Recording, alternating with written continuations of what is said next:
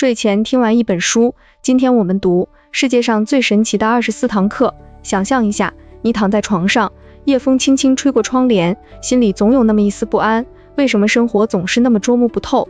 为什么有些人能掌控命运，而你却常常感到迷失？这部书就像一盏隐秘的灯，照亮了心灵的角落，告诉你，真正的魔法就藏在你的思维里。它不是童话，而是24堂深刻的课，教你如何用思想重塑世界。你有没有想过，如果你的脑海能成为一把钥匙，开启无限可能，那会是怎样的奇迹？这本书的作者查尔斯 ·F· 哈奈尔，一个出生在19世纪末的美国人，他的人生本身就是一部从平凡到非凡的传奇。你知道吗？他早年经历过无数挫折，家庭贫困，生意失败，甚至一度在绝望的边缘徘徊。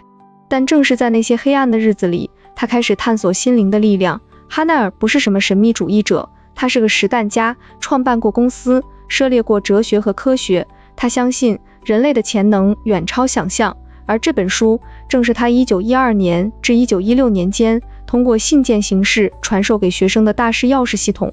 写作的动机很简单，却深刻。他想帮助像你我这样普通人摆脱命运的枷锁。哈奈尔曾说，宇宙是一个伟大的心灵，而我们是它的部分。他不是在卖梦，而是在分享他从苦难中提炼出的智慧，让你感受到那份力量本就属于你。现在让我们一起走进这24堂课的世界吧。想象你是一个旅人，背着行囊，踏上了一条心灵的漫长之路。每堂课都是一站一站，带着你从迷雾中逐步走向光明。开头第一堂课就直击你的灵魂。哈奈尔问，你有没有发现，世界不是外在的，而是由你的内在思维塑造的通拱，就像一个盲人摸象，你以为看到的只是冰山一角，但其实整个宇宙都在回应你的念头。你可能也想过，为什么坏事总接踵而至？哈奈尔告诉你，那是因为你的思维模式在循环，负面想法像雪球，越滚越大。接着，第二堂课带你深入潜意识的海洋，他用生活化的比喻说，潜意识就像一艘潜艇，悄无声息地航行在你意识的深处，它储存了你所有的信念、恐惧和梦想。如果你不主动驾驭它，它就会像无主的船，随波逐流，记得吗？书中描述了一个场景，一个商人总觉得自己运气差，结果生意屡屡失败。哈奈尔说，这就是潜意识在作祟，你必须用积极的肯定句，像咒语一样重复灌输正面信念。比如，每天对自己说，我值得成功，我能掌控一切。这不是空谈，而是转折的开始。你有没有试过在镜子前对自己微笑，却发现那天的心情竟莫名变好？这就是小冲突的化解。第3到第5堂课，节奏渐渐加快。哈奈尔引入了因果法则，他讲到思想是因，现实是果，就像播种，你种下恐惧的种子，就会收获苦难的果实。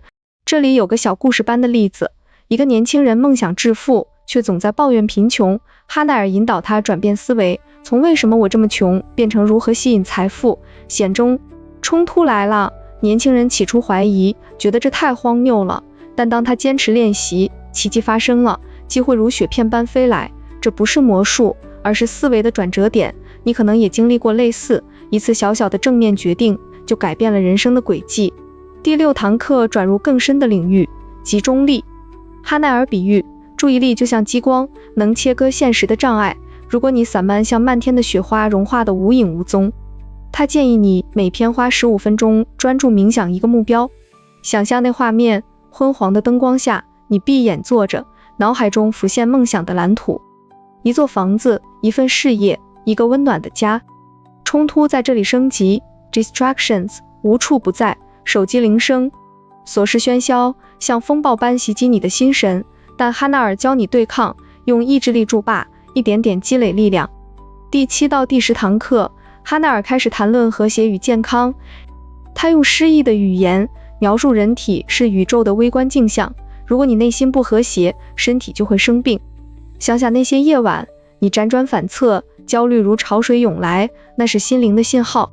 书中有个转折，一个女人饱受疾病折磨，直到她学会宽恕过去，释放怨恨，才重获新生。哈奈尔说，宽恕不是为别人，而是为自己解锁。你有没有发现，当你放下执念时，世界忽然变得轻盈？第11堂课，引入想象力，这可是个高潮前的铺垫。哈奈尔讲，想象不是白日梦，而是创造的蓝图。就像建筑师先画图纸，你必须在脑海中看到成功，他用细节唤起画面，闭上眼，闻到新车的皮革味，感受到金钱的触感，听到掌声的回荡。冲突在于很多人想象负面失败，他甚冲突在于很多人想象负面失败，损失结果，招致灾难。转折是练习，每天可视化正面场景，渐渐的，现实开始与之同步。第12到第15堂课，节奏如潮水般涌动，焦点转向服务与给予。哈奈尔强调，宇宙是循环的，你给出什么就会收获什么。一个自私的人像枯井，永远干涸，但当你开始帮助他人，奇迹就发生了。书中描绘了一个商人从唯利是图转为慷慨，结果生意如雪崩般繁荣。你可能也想过，为什么有些人总被好运眷顾？因为他们播下了善的种子。第16堂课探讨恐惧的征服。哈奈尔说，恐惧是最大的敌人，像黑夜的阴影，吞噬你的潜力。他引导你面对它，列出恐惧清单，一一拆解。转折点在这里，从逃避到直视，你会发现恐惧不过是纸老虎。想象那场景，暴风雨夜，你独自站在窗前，深呼吸，默念我是主人。第17到第20堂课，哈奈尔深入因缘与灵感，他用文学笔触描述，灵感如闪电，击中准备好的心灵。如果你不行动，机会就会溜走。冲突是惰性，很多人有想法却止步不前。转折是坚持每天小步前进，像溪流汇成江河。第21堂课，转向财富的秘密，不是贪婪，而是通过思维吸引。哈奈尔讲，一个穷人若总想贫穷，就会永贫，但转变信念，财富自来。细节如清晨的阳光洒在桌上，你写下感恩日记，感受丰盛的涌入。第22到第24堂课是旅程的巅峰。哈奈尔总结，一切源于一，宇宙的统一。你是神圣的一部分，拥有无限力量。冲突化解，转折完成，从迷失到觉醒，你已成为自己的主人。整个故事如一曲琴弦，从低沉的绝望渐至高亢的领悟，再到释然的宁静。现在让我们停顿一下，深呼吸，走进书中那最触动人心的时刻。第24堂课的尾声，哈奈尔描绘了一个场景，一个孤独的旅人，经过23周的煎熬，终于站在山巅，俯瞰整个世界。风呼啸着，雪花飘落，他闭上眼，感受到内心的琴声响起，那不是外在的旋律，而是灵魂的觉醒。突然一股暖流涌来，他哭泣了，不是悲伤的泪，而是释然的泪水。所有的苦难、冲突、转折，在这一刻化作沉默的领悟。你有没有那种瞬间，当你历经风雨，终于明白，命运不是敌人，而是镜子，映照你的信念。那一刻，绝望如冰雪融化，希望如晨光破晓。也叫零步9公时待一刻花刀跑。哈奈尔写道，你就是奇迹。这句金句像刀子般刺入人心，让你颤抖，却又充满力量。停顿在这里，感受那情绪的浪潮从谷底到峰顶的翻涌。从这个故事中，我们能升华出什么？世界上最神奇的24堂课，核心思想是，思维是万物的钥匙，你不是命运的奴隶，而是创造者。结合那些堂课，人生哲理层层展开。首先，生与死不是终点，而是思维的延续。哈奈尔说，如果你相信永恒，你的生命就会超越肉体。